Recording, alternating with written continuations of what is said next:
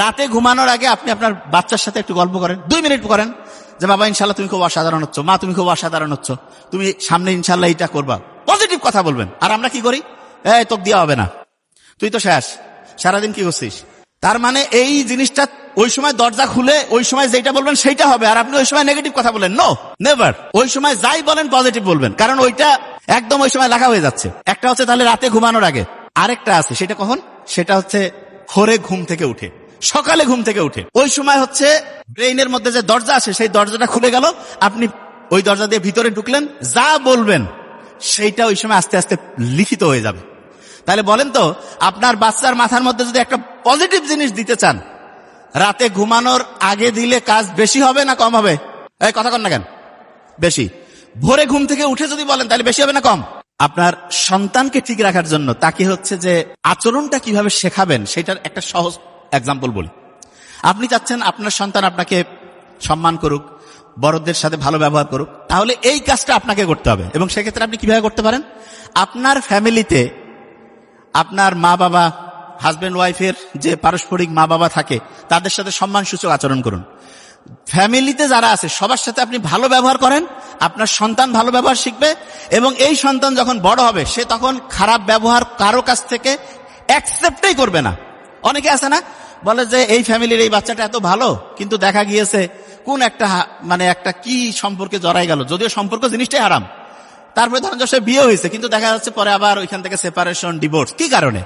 কারণ আপনি ফ্যামিলিতে বাচ্চাকে যখন ভালোবাসবেন না, ভালোবাসা তো ফাঁকা থাকবে না, তখন সে অন্য জায়গায় খুঁজবে।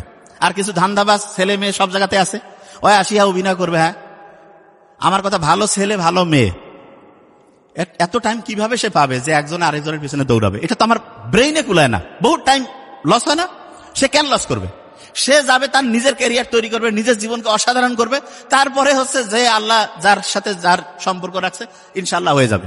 তো এই জিনিসটা কিভাবে হবে? আপনি যখন ফ্যামিলি থেকে এই জিনিসটা প্র্যাকটিস করবেন তখন হবে।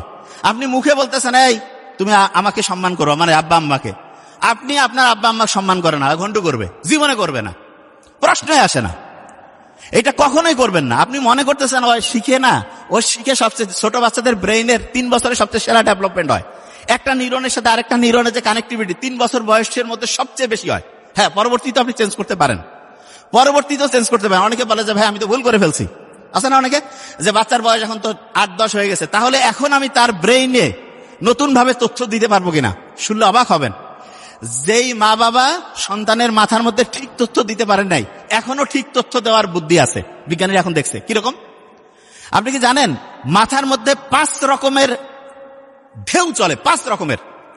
তার মধ্যে সবচেয়ে ভালো 2টা ঢেউ আছে, 2টা। আচ্ছা, ইংরেজির একটা অ্যাপ্রোপ্রিয়েট প্রিপোজিশন আছে না, অ্যাট, বলেন না কেন, কি আছে? অ্যাট। এতে হচ্ছে আলফা ওয়েভ। কি ওয়েভ? আলফা। আর টিতে হচ্ছে থিটা ওয়েভ, থিটা। এই 2টা খেয়াল রাখবেন, আলফা থিটা। এই 2টা খুব ভালো। আপনার বাচ্চাকে যদি আপনি ভালো পড়ার মধ্যে নিতে চান তাহলে আলফা ওয়েভে পড়াবেন। আলফা ওয়েভটা কখন হবে? ভোরে, আর্লি মর্নিং, ভোর 3টা-4টা থেকে শুরু করে সকাল 8টা, 9টা, 10টা। এই সময় সে পড়লে 1 ঘন্টায় 4-5 ঘন্টা পড়া হবে। এবং মেডিকেল স্টুডেন্ট বেশিরভাগ জন রাত জেগে আমরা পড়ি, এটা একদম বাতিল করে ফেলেন। অনেকে বলতো রাত জেগে পড়বো, ভালো রেজাল্ট করবো না। আপনি দেখেন পরীক্ষার হলে যে ভুলে যান, আলফা ওয়েভে পড়েন নাই এই কারণে।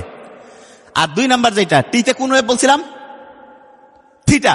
শুনেন, প্রত্যেক দিন রাতে ঘুমানোর আগে আমাদের ব্রেইনের মধ্যে একটা দরজা আছে, দরজা।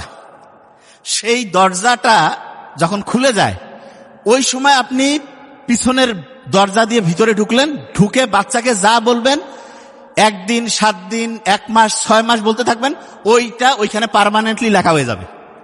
এবং ওই দরজাটা খুলে রাতে ঘুমানোর